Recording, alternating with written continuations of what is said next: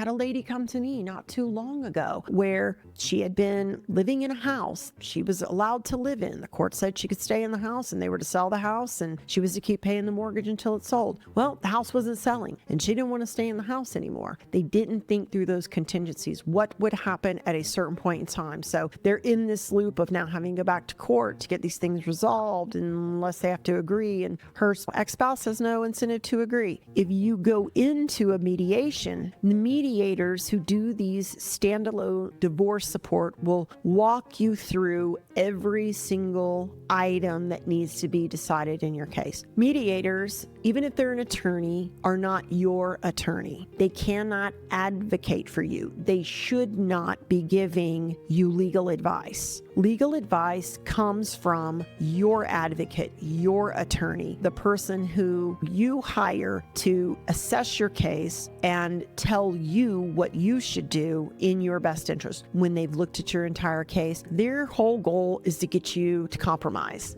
Another word for compromise, or a way of describing compromise, is nobody wins. And that's the goal. That's where they're trying to get you. So you may find the mediator actually pushing you against your interest to get the compromise because you've told the mediator up front that your goal is to compromise.